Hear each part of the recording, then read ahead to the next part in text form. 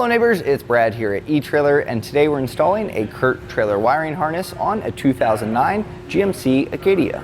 So here you can see our trailer wiring installed and hanging on our hitch here. It has this nice little cap. So let's take a look. As you can see, this is what's going to plug into our trailer wiring, and that's going to allow you to send the signals from your turn signals, your brake lights and running lights to your trailer. And that's going to allow the people behind you while towing to see what you're doing, and it's going to keep you safe and legal. Now, installation is very straightforward. You'll simply remove your taillights, plug it into the factory plugs, and then they jumper onto your taillights. It's all very easy. Everything's included in the kit that you need to do it, and really you could probably do this in your driveway and with minimal amounts of tools. I'm going to walk you through it so you can get your trailer wiring installed. To begin our install, we're going to open up the rear hatch, and that's going to gain us access to these plastic little plugs here, because we're going to need to go behind the taillight to access those plugs. So I recommend using a small flathead and just kind of get in the crack there and give it a quick twist, and it should pop open. Do that to the top and bottom. And then back here, you're going to see two 7mm bolts. So we'll go ahead and loosen those up.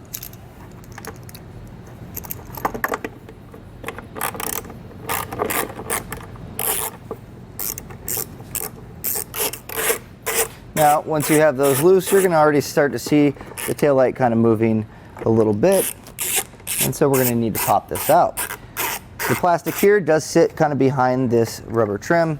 So pretty easily, just kind of wiggle it back and forth.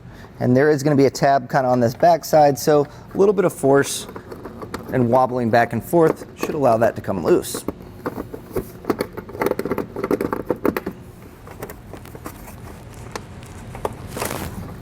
Be patient with this step. You want to make sure you don't break any of the clips. And also, if any hardware drops like I just did, make sure you pick that up because you're going to need it for install.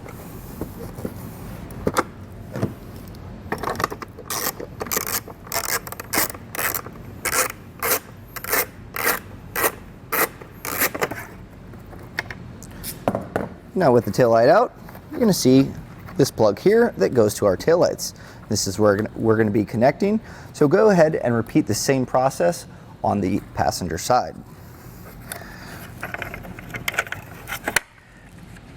Once getting to the clip, you're going to see this red tab here. You're simply going to pry this up, and that's going to help pull this up, and it should pop out like that. Now go ahead and set your taillight maybe inside your hatch or somewhere safe to where it won't fall. So now I take the harness and kind of lay it out so we can get an idea of where it's all going to run. So obviously you have your 4-pole here, and that's going to be close to the hitch so you can attach to your trailer. Now your yellow and brown wire, these are going to go to your driver's side. And they're simply going to plug into this factory plug with this and jumper on to that same plug on the rear of the taillight. In order to get this ran, we're going to need to go underneath and feed this up. Now that seems like it could be a daunting task, but there is a good method for it. And here I have a just spare air line that we have around the shop, and you don't necessarily need one of these. Any string or maybe a wire or whatever works to fish this down. And what we're going to do is tape this up and pull it through. And once you kind of just wiggle this through, it may get caught up on a few things, but once you have the air line or your fish wire pulled through, we'll be able to connect the connector to it with some tape. So we have our fish wire pulled through. Now I'm going to tape this up onto the actual cable, and what I'm going to do is I'm going to stagger it out, and that way it keeps it a little bit more narrow when pulling it through. Sometimes it can get a little bit tight, so spacing that out to where it's not a big bundle is going to make it a lot easier. Just wrap it around enough to where it shouldn't come off easily. Now we'll simply pull this up. Now be careful on this step, and you may want to kind of feed underneath as well, and that way you know it's not getting caught on anything. And it can get a little bit tight up here at times, so don't put too much force on this, just kind of simply move it back and forth and find that groove. And if you do need a little bit of extra space, you can actually remove these little clips here, and there's gonna be screws, and pull this fascia out, but I think we should be able to slip this through pretty easily. There's one,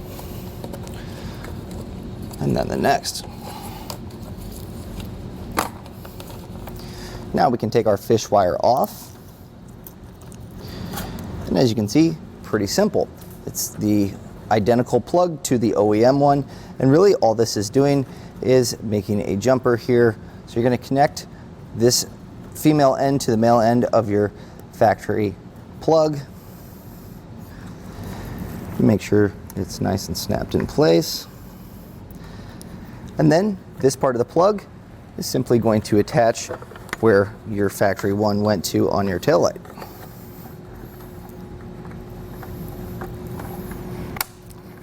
Nice little audible click there. And now you may need to tuck this a little bit just so the taillight can go back in place, but it does look like it has plenty of space. So very carefully, just set these tabs. You can see these little pokies here. Those are going to simply slide in there, and then it should line up where your screws will go into place. Now we're going to be using the same fish wire technique to feed our plug, our green and white wire I should say, with our ground up to our passenger side. But before doing that, we want to route our wire in a way that it's not going to cause any issues, hang down, make contact with the exhaust, or become damaged long term. So I'm simply using the inside of this bumper and the impact bar as well as the hitch, and just routing it over to where it's going to put our 4-pole right where it needs to be, and also get our other plug to the other side. Now once I have it routed properly and I know it's not going to make contact with any exhaust, I can go ahead and zip tie this into place. So on the passenger side, it's going to be the same as we did on our driver, so we'll simply plug this in and then plug in our taillight. Now before doing that, while I have a little bit of clearance here, you're also going to notice this white wire has a ring terminal on it.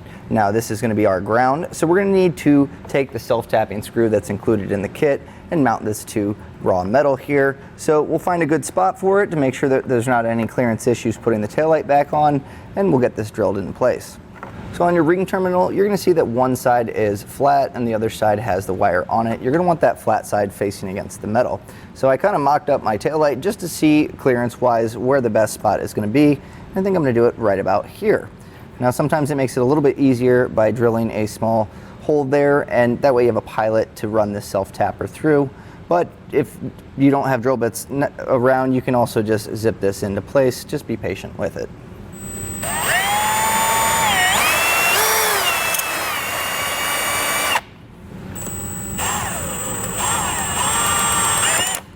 Now with your self-tappers, you want it tight, but this is a good chance while it's in place to move this back and tighten it down, but you don't need to crank it too hard because it can break the screw or strip out that metal. So as long as it's snug, you should be good.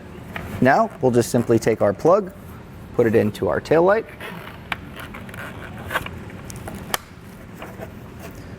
and then put this back in place. So I have all my wiring ran and zip tied up. And with this hitch, it's kind of nice. There's these drop down for these 2 holes. So I actually ran my 4-pole through there, and that's going to keep it in place. I also put a little bit of wire loom on there just to kind of keep it looking good. Now you're going to see included in the kit is this dust cover, and this simply slides over the 4-pole and allows you to cap this up when not in use, keeping your connection nice and clean. Now another twofold thing with this that a lot of times customers will do is when not in use, they use it to hold this in place through their safety chain loop, and that works perfectly fine. We also sell brackets here that require no drilling, and they're going to zip up to your hitch and allow that pole to stay on there, and it looks really, really nice. But that's up to you, depending on the look you want and how you want to mount your plug. So really the only final step is to test to make sure that the wiring is working properly. Now there's 2 ways to do this, and you can buy a 4-pole tester here at eTrailer, and these are really nice because it's going to isolate this plug. So that way, if you plug it up to your trailer and something's not working, it's possible your trailer could be the problem, not the wiring. And this here will tell us for sure if our wiring is working well. So simply plug this in, and I'm going to run it through the sequence of brake light, turn signals, and our running lights, and we're going to see these lights light up and know that it's working. So now I'm simply going to run through the lights. I'm going to check my running lights first, my left turn signal, my right turn signal, and finally my brakes.